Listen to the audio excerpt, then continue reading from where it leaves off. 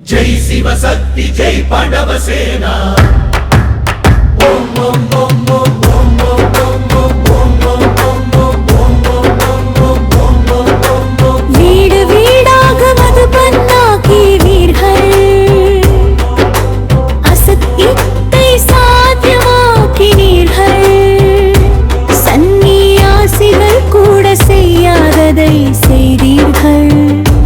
வீட்டை புனிதமான ஆசிரமமாக மாற்றினீர்கள். நெருப்பு பருத்தி ஒன்றாக இருந்தாலும் கத்தி வாழ்க்கையில் இயங்காது. ஞானவாள் நடுவில் நிற்கிறது. சத்தியத்தின் காவலர்கள் யோக பாதையில். யுகல் ரூபம் நீங்கள், மம ரூபம் நீங்கள். சிவசக்தி பாண்டவ சேனை பத்மபாதம் பெற்ற அதிர்ஷ்டசாலிகள் நீங்கள். என்ன இருந்தீர்கள், என்ன ஆனீர்கள். நீரினுள் இருக்கும் தாமரை அப்படிங்கிற பட்டியனுடைய 5வது நாள் என்று இன்றைய முரளி பார்த்தீங்கன்னா 17/3/2007.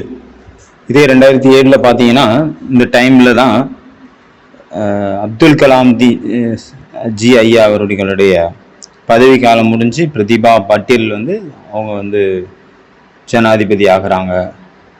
அதே மாதிரி உத்தரப்பிரதேசத்தில் பார்த்தீங்கன்னா அதே போல் மாயாவதி அவங்களும் ஜெயிச்சு முதல்வர் ஆகிட்டாங்க. 2007 ICC 2020 வேர்ல்டு கப் நடந்தது. அதில் இந்தியா ஜெயிச்சுது. ஈராக்ல யுத்தம் நடந்துட்டு இருந்தது. அமெரிக்கா தாக்குதல் தொடுத்துட்டு இருந்தது. அப்போ வந்து அமெரிக்காவினுடைய பிரசிடென்ட் ஜார்ஜ் புஷ் இருந்தார். இந்த மாதிரியான டைம்ல சூழ்நிலை நிகழ்ந்து கொண்டிருந்த பொழுது பாபா வராங்க. பாபா வந்து நமக்கு என்ன சொல்றாங்க பார்க்கலாம். பாபா வந்து ஒவ்வொருத்தரையும் வரும்போதும் ஒவ்வொரு ரூபத்துல வராரு. குழந்தைங்களையும் ஒவ்வொரு ரூபத்துல சந்திக்கிறாரு. அதுக்கேற்ற மேட்சிங்கான ஒரு ரூபத்துல. இன்னைக்கு பாப் தாதா அன்பு மற்றும் சக்தியினுடைய ரூபத்துல பாபா குழந்தைங்க முன்னாடி வராரு. குழந்தைங்களையும் அந்த ரூபத்துல பாக்குறாரு. 17/3/2007 முரளி. பாபா வந்து செல்லமான அன்பான காணாமல் போய் கண்டெடுக்கப்பட்ட சல்லடை போட்டு தேடி கண்டெடுக்கப்பட்ட குழந்தைங்களை சந்திக்கிறதுக்காக பாபா இன்னைக்கு வந்திருக்கிறார். பாபா பாக்குறாங்க. அந்த டைம்ல எல்லா குழந்தைங்களுடைய மனசுலயும் ஊக்கம் உற்சாகம் நிறைஞ்சிருக்குது. நம்ம எப்படி பாபாவை வெளிப்படுத்துறது? எல்லாருக்குமே ஆசை இருக்கு. ரொம்ப ரொம்ப சீக்கிரமாக பாபாவை வெளிப்படுத்தணும். பாபா வந்து விட்டார் அப்படிங்கிற செய்தியை உலகத்துக்கு கொடுக்கணும். பாபா சொல்றாங்க, எப்போ வந்து பாபா வெளிப்படுவாரு? எப்போ நீங்க உங்களை நீங்களே சுயம் சம்பன்ன சம்பூர்ண சுரூபத்துல எப்ப நீங்க உங்களை வெளிப்படுத்தலையோ அது வரைக்கும் எப்ப நீங்க வெளிப்படுத்துவீங்களோ அப்பதான் பாபாவும் வெளிப்படுவார் உங்க மூலமாக. பாபா வந்து 90 வருஷம் ஆச்சு. ஆனாலும் அதை நம்மளால ப்ரூஃப் பண்ண முடியல. அந்த உலகத்துக்கு முன்னாடி பகவான் வந்து 90 வருஷம் ஆச்சு அப்படிங்கிறத. இதுக்கான டீப்பான காரணத்தை பாபா சொல்லியாச்சு. ஏன்னா பிரத்யக்ஷம் அப்படிங்கிறது, வெளிப்பாடு அப்படிங்கிறது குழந்தைங்க மூலமா தான் ஏற்படும். பாபா எதுக்காக இதுல சொல்றாரு, மற்றவங்கள பார்க்கறதுனாலதான் நம்ம மற்றவங்கள பார்த்துட்டு இருக்கோம், மற்றவங்கள பார்க்குறோம். அதனாலதான் இதுல தடை ஏற்படுது. நம்ம நல்லா புருஷார்த்தம் பண்றோம், நல்லபடியா முன்னேறும் கலையில போயிட்டு இருக்கிறோம். எப்போ வந்து நம்ம வந்து மற்றவங்கள பார்க்க ஆரம்பிக்கிறோமோ அப்ப நமக்கு கொஞ்சம் கொஞ்சமாக இறங்கும் கலை ஆரம்பமாயிருது. இந்த ஒரு காரணத்தினாலதான் நம்மளுடைய சம்பூர்ண சம்பன்னமாக கூடிய அந்த நிலையை எட்டி பிடிக்கிறதுல நம்ம வந்து நம்மளுடைய ஸ்பீடு கம்மியா இருக்கு. கம்மியாகிறதுக்கு காரணம் அதுதான். பாபா வந்து இந்த முரளியில இந்த விஷயங்கள் எல்லாம் நம்மளுடைய வந்து அட்டென்ஷன் கொடுத்தாரு. எல்லாருமே புருஷார்த்தம் பண்றோம். ஆனா புருஷார்த்தத்துல தீவிரத்தன்மையில வந்து திடத்தா வந்து ரொம்ப சேர்த்துக்கணும். ரொம்ப முக்கியம். உறுதித்தன்மை சேர்த்துக்க வேண்டிய அவசியம் இருக்கு. நேற்று கூட சொன்னார் இல்லையா, பாபா முரளியில சொல்றாரு, குழந்தைங்க அமிர்த வேலையில நல்லா யோகா பண்ற முயற்சி பண்றாங்க, நல்ல நல்ல விஷயங்கள் ஷேர் பண்றாங்க, பாபா கூட ஒரு உருவான் ஆன்மீக சம்பாசனை பண்றாங்க, நல்ல புருஷார்த்தம் பண்றாங்க. ஆனா இப்ப வேணும், என்ன வேணும்? பாபா சொல்றாங்க, தீவிர புருஷார்த்தம் வேணும். நார்மலான புருஷார்த்தம் இப்ப வந்து வேலைக்கு உதவாது. நார்மலான புருஷார்த்தத்துக்கான டைம் முடிஞ்சு போச்சு. புருஷார்த்தத்துல தீவிரம் வேணும், ஸ்பீட் அதிகப்படுத்தணும். அதுதான் தீவிர புருஷார்த்தம். தீவிர புருஷார்த்தத்தினுடைய அடையாளம் என்ன அப்படின்னு பாபா நிறைய விஷயங்கள்ல சொல்லிட்டாரு. நிறைய முரளியில நிறைய தடவை நம்ம கேட்டுட்டோம். அதனால சொல்லுங்க பார்ப்போம், தீவிர புருஷார்த்தம் அப்படின்னா என்ன? தீவிர புருஷார்த்தம்னா என்ன? நேரப்படி இந்த விஷயம் எந்த மாதிரியான நேரம் இருக்குதோ அதுக்கேற்ற மாதிரியான பாயிண்ட்ஸ் நமக்கு நினைவு வருது அப்படின்னா அதுதான் தீவிர புருஷார்த்தம். 3 விஷயங்கள், 3 அடையாளம் இருக்குது தீவிர புருஷார்த்தத்துக்கு. இப்போ இந்த செகண்ட் என்னுடைய ஸ்திதி என்னவாக இருக்குதோ ஆனா அதே ஸ்திதி அதுக்கு அடுத்த செகண்ட் அதை விட ஹையஸ்டா இருக்கணும். இதற்கு பெயர் தான் தீவிர புருஷார்த்தம். 2வது ஒரு தடவை செஞ்ச தப்பு இன்னொரு தடவை வரக்கூடாது. 3வது பாத்தீங்கன்னா நம்ம ஞானத்தை எல்லாருமே நல்லா புரிஞ்சுக்கிட்டோம். ஆனாலும் அந்த எந்த நேரத்துல அந்த ஞானத்தினுடைய பாயிண்ட் எந்த பாயிண்ட் ஞாபகம் வரணுமோ அந்த பாயிண்ட் ஞாபகம் வருது அப்படின்னா தான் தீவிர புருஷார்த்தம் அப்படின்னு அர்த்தம். பாபா சொல்றாங்க, ஞானத்துல எல்லா குழந்தைகளும் நல்ல விதமா புரிஞ்சிருக்காங்க. ஆனா டைமுக்கு ஏத்த மாதிரி இப்போ தீவிர புருஷார்த்தத்தின் ரொம்ப அவசியம் இருக்கு. இந்த ஒரு ஆசை எல்லா குழந்தைங்க மேலேயும் பாபாவுக்கு இருக்கு. மனம், சொல், செயல், வார்த்தைகள் எல்லாத்தின் மூலமாக சேவை செய்யணும். தீவிர புருஷார்த்தம், தீவிர சேவா, அப்பதான் சேவையும் தீவிரமா இருக்கும். டைமோட ஸ்பீட் எப்படி போயிட்டு இருக்கு? ரொம்ப வேகமா போயிட்டு இருக்கு. இப்போ அது தன்னுடைய முடிவு நிலையை நோக்கி வேகமாக பயணம் செய்து கொண்டிருக்கின்றது. மனதின் மூலமாக அனுபவம் பண்றது, அப்புறம் பாபா மூலமாக வார்த்தைகளுடைய கஜானாக்கள் மூலமாக பாபா மூலமா கிடைச்சிருக்கக்கூடிய அந்த வார்த்தைகளின் கஜானா இருக்குல்ல, அதன் மூலமாக பாபாவுடைய அறிமுகத்தை கொடுக்கிறது. முகம் மற்றும் நடத்தையின் மூலமாக சம்பூர்ண யோகி வாழ்க்கையை பிராக்டிக்கல் சுரூபத்துல காட்டணும். இந்த 3 எப்போ ஒரே இடத்துல சேர்ந்து இருக்குமோ அப்பந்தான் பாபாவனுடைய பிரத்யக்ஷதா, பாபாவனுடைய வெளிப்பாடானது பாபா விட்டார் அப்படிங்கிற சப்தம் 4 பக்கமும் பரவும். 3 பாயிண்ட் என்னென்ன?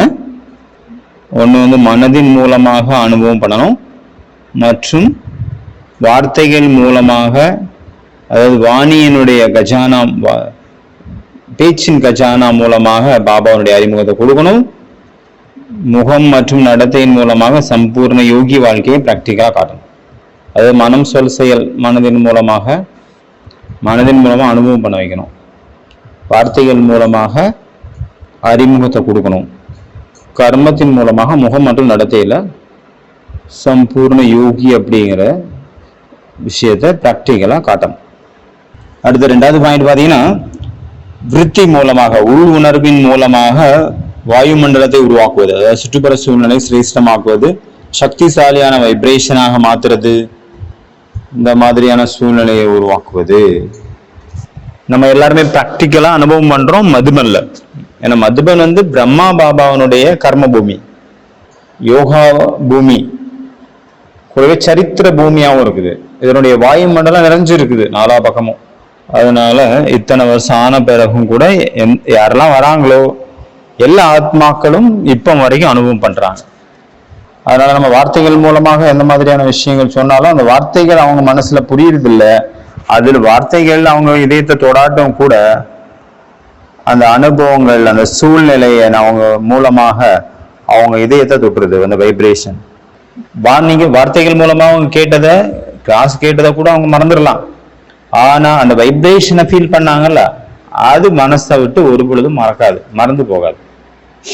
அதனால யாரெல்லாம் ஷிபிருக்கு வந்தாலும் சரி, விஐபி வந்தாலும் சரி, ஞானம் இல்லாதவங்க புதுசா வந்தாலும் சரி, அவங்க பார்க்குறாங்க, ஷிபிர் அட்டன் பண்ணி எல்லா கிளாஸும் கேட்குறாங்க. ஆனா அந்த கேட்ட விஷயங்கள் எல்லாம் மறந்து போயிடுது. ஆனா அங்க இந்த ஒரு வைப்ரேஷன் ஃபீல் பண்றாங்க. அந்த வைப்ரேஷன் அவங்கள விட்டு போக மாட்டேங்குது. இந்த வைப்ரேஷன் பாபாவை நினைக்க வைக்குது. நல்ல வைப்ரேஷன் அவங்களால மறக்க முடியல. அதனால அந்த வைப்ரேஷன் பாபாவுடைய அறிமுகத்தை கொடுக்குது, சேவை பண்ணுது. அதனால பாபா சொல்றாங்க, உங்களுடைய சோனா இருந்தாலும் சரி, சென்ட்ரா இருந்தாலும் சரி, சின்ன கீதா பாரசாலையா இருந்தாலும் சரி, இப்போதைக்கு அந்த எல்லா சென்டர்லையும் சக்திசாலியான வைப்ரேஷனை பரப்புறதுக்கான ரொம்ப ரொம்ப அவசியம் இருக்கு. இப்ப அந்த மாதிரி பரப்பணும். வைப்ரேஷனை நம்ம கிரியேட் பண்ணி வைக்கணும். ஒவ்வொரு சென்டர்லயும். मधुबन के साथ साथ बाबा ने दादियों के भी उदाहरण दिए कि किस तरह से दादियों ने मधुबन में भी बाबा ने बताया एक जैसे नहीं है.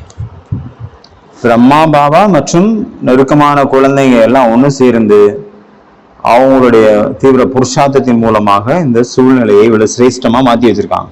அதனால தீவிர புருஷார்த்தத்தினுடைய விஷயத்துக்காக பாபா இந்த விஷயத்துல அட்டென்ஷன் கொடுத்தாரு. எப்படி நம்ம தீவிர புருஷார்த்தம் பண்ணி அதன் மூலமாக நம்மளுடைய சுற்றுப்புற சூழ்நிலையை சக்தி மிக்கதாக எவ்வாறு மாற்றுவது. எனக்கும் கூட பாத்தீங்கன்னா ஃபர்ஸ்ட் எனக்கு சென்று போக்கு விருப்பமே இல்லை. எங்க அம்மா போயிட்டு இருந்தாங்க, அவங்க கூப்பிட்டாங்க, இதெல்லாம் தேவையா, அவங்க தொல்லை தாங்கல, வாமோனே வாமோனேன்னு சொன்னதுனால நானும் போயிட்டேன். போன பிறகு பார்த்தா அங்க உள்ள வைப்ரேஷன் ரொம்ப ஒரு விசித்திரமான வைப்ரேஷன் இருந்தது.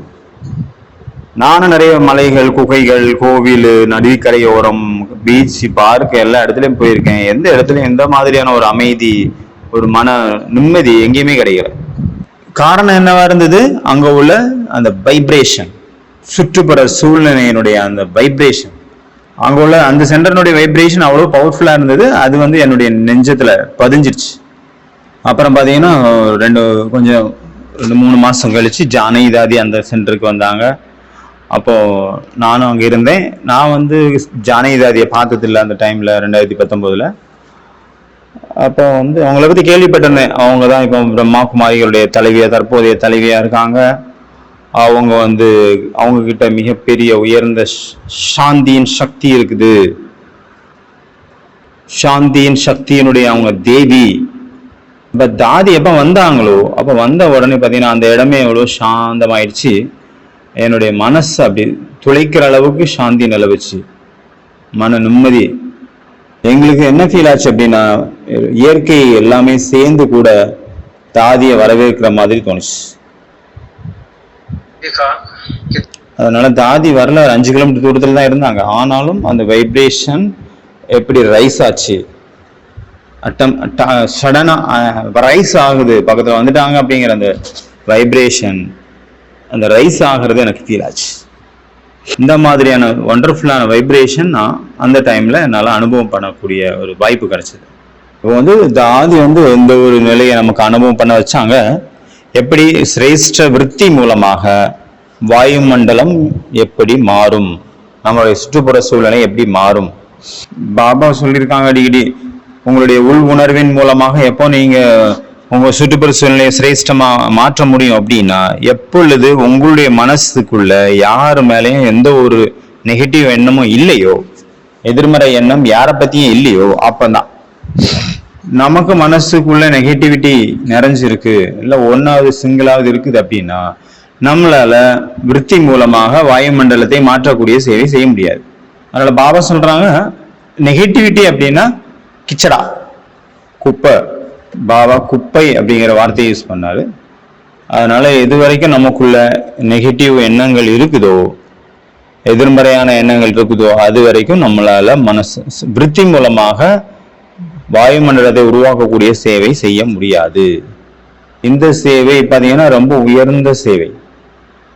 எப்படி சயின்ஸ்ல ராக்கெட் எவ்வளவு ஸ்பீடு இருக்கிறதுலே, அதே போல இந்த ஒரு சேவையானது, விருத்தி மூலமாக செய்யக்கூடிய சேவையானது எல்லா சேவையிலையும் ரொம்ப ஸ்பீடானது, ராக்கெட் மாதிரி.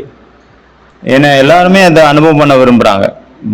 வார்த்தை மூலமா கேட்டு கேட்டு எல்லாம் டயர்ட் ஆயிட்டாங்க, வார்த்தைகளை கேட்டு கேட்டு. இப்ப எல்லாரும் அனுபவம் பண்றதா விரும்புறாங்க. ஆனா நம்ம வந்து அந்த அனுபவத்தை அவங்களுக்கு கொடுக்கணும். நம்மளுடைய சிறந்த உள் உணர்வின் மூலமாக அவங்க என்ன விரும்புறாங்களோ அது அவங்களுக்கு கிடைக்கணும். அந்த மாதிரியா இதுல குழந்தைங்க சொல்றாங்க, பாபா சொல்றாரு, குழந்தைங்க சொல்றாங்க, பாபா உங்களுக்கு என்ன தெரியும், நீங்க அங்க இருந்திருந்தீங்கன்னா தெரியும், நீங்க எப்படி ரியாக்ட் பண்ணிருப்பீங்க. நீங்க இல்ல உங்களுக்கு எப்படி தெரியும். பாபா சொல்றாரு, நீங்க சொல்றது எனக்கு புரியுது, தப்புன்னு சரின்னு சொல்றது கரெக்ட் தான். தப்புன்னு சொல்றதும் சரின்னு சொல்றதும் ஒரு புத்திசாலித்தனமான செயல். இந்த ஞானம் இருக்கணும், புத்திசாலித்தனம் இருக்கணும். சரினா சரி, தப்புனா தப்பு. ஆனா அந்த தப்ப மனசுக்குள்ள வச்சுக்கிறது ஒரு மடத்தனம். அது புத்திசாலித்தனம் இல்லையே. கண்டுபிடிச்சது புத்திசாலித்தனம் அப்படின்னா அதை வச்சுக்கிறது மடத்தனம் இல்லையா? அப்ப நம்மளே டென்ஷன்ல வந்துடுறோம். இப்ப அவன் சொல்றாங்க, எப்ப நீங்க அதை மனசுக்குள்ள வைக்கிறீங்களோ அதை வச்சனால தானே உங்களுக்கு பிரச்சனையே. கண்டுபிடிச்சீங்க, நல்ல விஷயம், தப்பு தப்புன்னு கண்டுபிடிச்சீங்க, சரின்னு கண்டுபிடிச்சீங்க, ஆனா கெட்டதை வச்சுக்கிட்டீங்களே, அது தப்பு இல்ல. அதுல உங்க புத்திசாலித்தனம் எங்க போச்சு? ஒருத்தர் செய்யறது தப்பு அப்படின்னு கண்டுபிடிச்சிட்டீங்க, அந்த தப்பை கொண்டு என் மனசுக்குள்ள நான் வச்சுட்டேன். உங்க மனசுக்குள்ள வச்சுட்டீங்கன்னா என்ன அர்த்தம்? உங்களுக்குள்ள குப்பையை வச்சுட்டீங்கன்னு அர்த்தம். அப்ப இது புத்திசாலித்தனமா? பாபா கேக்குற. புத்திசாலி இப்படி பண்ண மாட்டாங்கல்ல. தாதி எப்படி அவங்க நடத்தினாங்க யஜ்யத்தை, எல்லாரு கூடயும் இருந்தாங்க, எல்லாருடைய குரூப்லயும் குழுவிலையும் சேர்ந்துதான் இருந்தாங்க, எல்லாரையும் தெரிஞ்சிருந்தாங்க, ஒவ்வொருத்தரை பத்தியும் தெரிஞ்சிருந்தாங்க, எல்லாருடைய நெகட்டிவிட்டியும் அவங்களுக்கு தெரியும், எல்லாருடைய பாசிட்டிவிட்டியும் தெரியும். ஆனா தாதி எல்லாருக்கும் ஊக்க உற்சாகம் கொடுத்தாங்க. அதனால யாருக்குமே அவங்க குத்தி காட்டல யாரையுமே, நீ இப்படி நீ அப்படி அப்படின்ட்டு. அவங்க எப்பவுமே அவங்களுடைய பாசிட்டிவான விஷயங்களை தான் அவங்களுக்கு ஞாபகப்படுத்திட்டு இருந்தாங்க. மிகச்சிறந்தவன் அப்படிங்கிற அனுபவத்தை செய்ய வச்சாங்க எல்லாருக்கும். இந்த மாதிரி எப்ப நீங்க பாப் சமான் நிலையை எட்டுவீங்களோ அப்பதான் பரமாத்மா உங்க மூலமாக முழு உலகத்திலையும் வெளிப்படுவார். பாபா என்ன சொல்ல வர்றாரு? பாபா பரமாத்மா வெளிப்படுத்துறது வந்துவிட்டார்னு நீங்க வார்த்தை மூலமா சொன்னா மட்டும் பத்தாது. எப்போ ஒரு பரமாத்மாவுக்கு இணையான பாப் சமமான அந்த குணங்கள் உங்களுக்குள்ள வெளிப்படுதோ அதுதான் பாப் தாதா வெளிப்படுவதற்கு சமம். சும்மா வார்த்தையால பரமாத்மா வந்துவிட்டார் என்றால் யாரும் நம்ப மாட்டாங்க. உங்க செயல்ல நீங்க காட்டுங்க பரமாத்மா வந்ததுக்கு ப்ரூஃப் என்ன அப்படின்னா அந்த குணஸ்வரூபம் பாப் சமான் ஆகி காட்டணும், அதுதான் ப்ரூஃப். உங்களுடைய வேலை என்ன பாபா கொடுத்துருக்கிறாரு? விஸ்வ கல்யாணக்காரி. விஸ்வ கல்யாணக்காரி அப்படின்னா இன்னொருத்தருடைய நெகட்டிவ் மனசுக்குள்ள வச்சிருந்தீங்க அப்படின்னா விஸ்வ கல்யாண காரியத்தை நீங்க எப்படி செய்வீங்க? நீங்க என்ன தமிழ்நாடு கல்யாணக்காரியா, இல்ல மதுரை கல்யாணக்காரியா, இல்ல கேரளா கல்யாணக்காரியா, இல்ல பாரதம் மட்டும் கல்யாணக்காரியா? விஸ்வ கல்யாணக்காரி தானே, இல்ல இலங்கைக்கு மட்டும் கன்னியாகாரியா? பாபா கேட்டாரு, யார் நீங்க சொல்லுங்க, யார் நீங்க? எல்லாரும் கை தூக்குனாங்க. பாபா நாங்க விஸ்வ கல்யாணக்காரி. விஸ்வ கல்யாணக்காரி ஆகணும் அப்படின்னா உன் மனசுக்குள்ள எந்த ஒரு விதமான யார் மேலையும் நெகட்டிவ் இருக்கக்கூடாது. அப்பதான் நம்ம விஸ்வ சேவாதாரி ஆக முடியும். ஏன்னா விருத்தி மூலமாக வாயுமண்டலத்தை உருவாக்கக்கூடிய சேவை அப்படிங்கிறது நம்ம எங்க வேணாலும் உட்கார்ந்து எப்ப வேணாலும் செய்யலாம். ஒரு இடத்துலயே உட்கார்ந்துட்டு முழு விஸ்வத்துக்கும் நம்மளால சேவை பண்ண முடியும். நம்மளுடைய விருத்தியின் மூலமாகவே நம்ம உலகத்தை மாற்ற முடியும், உலக சேவை செய்ய முடியும், நம்மளுடைய நல் வைப்ரேஷன் மூலமாக. அதனால இந்த முரளி ஃபுல்லாவே பாபா தீவிர புருஷார்த்தம், அப்புறம் நம்மளுடைய வைப்ரேஷன் மூலமாக முழு சூழ்நிலையும் உலகத்தையும் மாற்றக்கூடிய அந்த சேவையை பத்தி தான் மென்ஷன் பண்றாரு. மெயின் ஃபோக்கஸ் இதுல தான், அந்த ரெண்டு தான் முக்கியமான ரெண்டு விஷயம். என்ன அப்படின்னா மற்றவங்களுடைய விசேஷத்தாவை பாருங்க எப்பவுமே, அப்புறம் அந்த விசேஷத்தாவை உங்களுடைய தான் மாத்திக்கோங்க. டிராமாவனுடைய விசேஷத்தன்மை மற்றும் பாபாவனுடைய வரதானம். ஒவ்வொரு குழந்தையும் யாரெல்லாம் பாப் தாதாவனுடைய குழந்தைகள் ஆயிருக்காங்களோ பாபாவனுடைய வரம் மற்றும் டிராமாவனுடைய வரம் அப்படின்னு சொல்லலாம். ஒரு குழந்தை பாபாவனுடைய ஒருத்தர் பாபா குழந்தை ஆயிட்டாரு, அவருக்குள்ள 99 தவறுகள் இருக்கலாம், ஆனா ஒரே ஒரு விசேஷத்தா இருக்கு இல்லையா? 99 தவறு இருக்கு, 99 விசேஷம், ஒரே ஒரு விசேஷ குணம் இருக்குது. அது என்ன? அந்த ஒரே ஒரு விசேஷத்தா மூலமாக என்னுடைய பாபா பகவான் என்னுடையவர் அப்படின்னு சொல்றதுக்கான உரிமையாளராக அங்க மாறுறாரு, கூடவே அதிகாரி ஆகிறாரு. ஒவ்வொரு ஆத்மாவும் அவங்கவுங்க யாத்திரையில இருக்காங்க. நம்ம யாரு? நம்மளும் யாத்திரிகர்கள். ஒவ்வொரு ஆத்மாவும் அவங்களுடைய தனி யாத்திரையில இருக்காங்க. அதனால யாரை பத்தியும் எந்த விஷயத்தையும் பேசுறதுக்கு நம்ம யார்?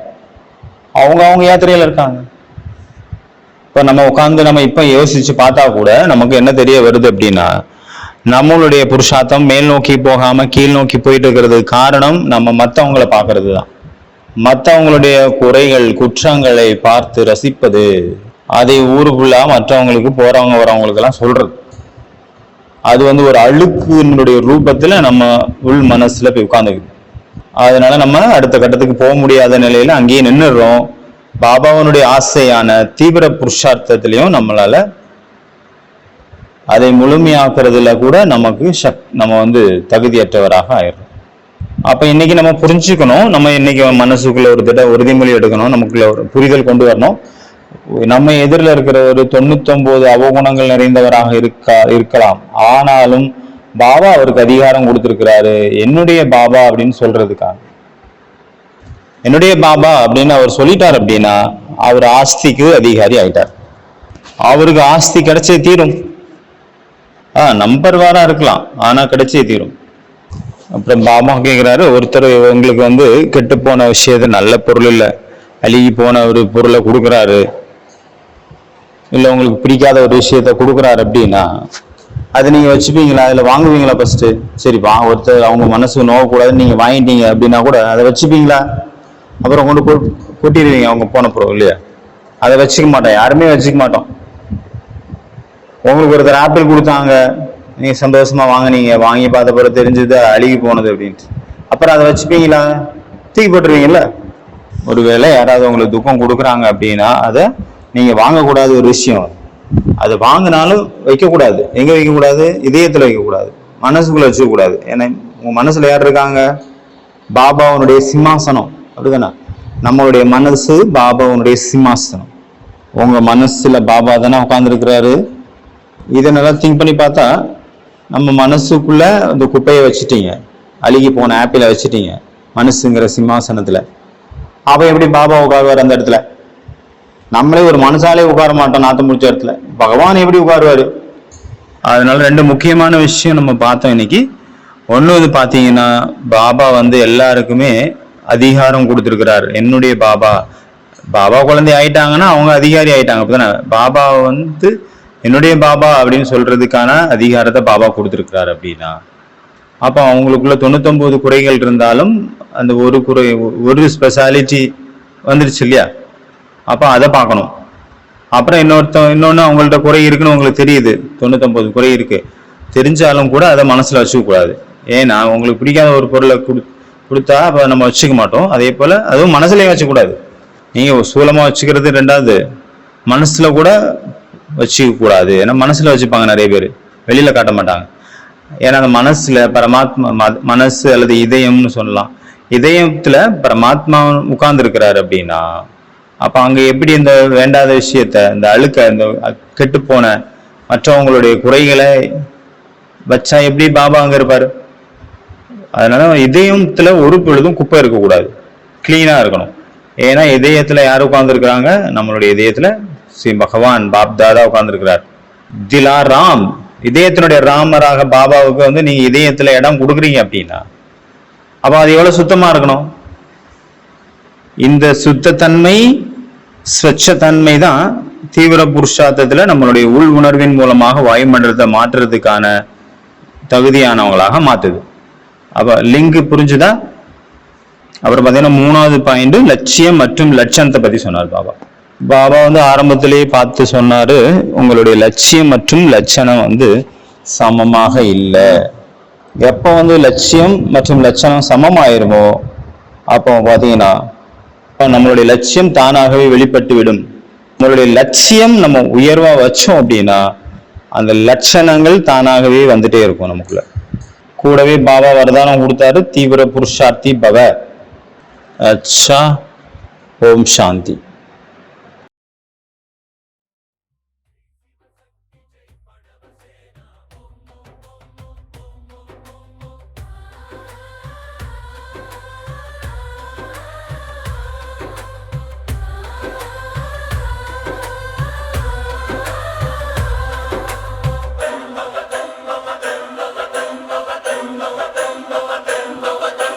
வெற்றியின் திலகம் சூடியவர்கள் நீங்கள்.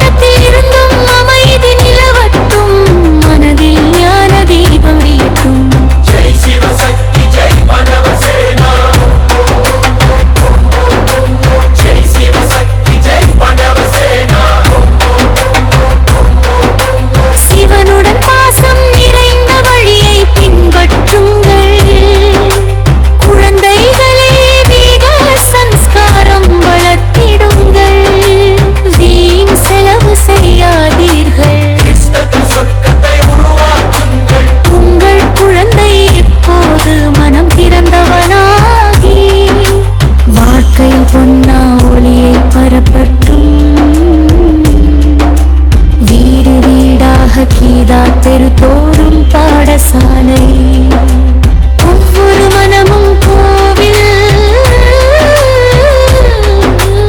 ஒவ்வொரு இதயமும் சிவாலயம். போலேநாதின் அன்னதானம் தனித்துவமானது.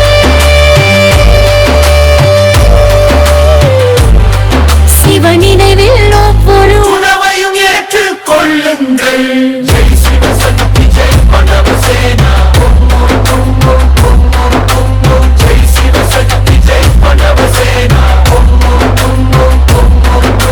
ஜெய் யுகமூர்த்தி ஜெய் கமலமூர்த்தி. ஓயுகல் வீரர்களே, அசைக்க முடியாத தவசிகளே, ருத்ரஞான யஜத்தின் தூய ஜாரிமாரேங்கள். தானே இறைவன் உங்கள் காவலனானார். ஜெய் சிவசக்தி ஜெய் படவசேனா. ஜெய் சிவசக்தி ஜெய் படவசேனா.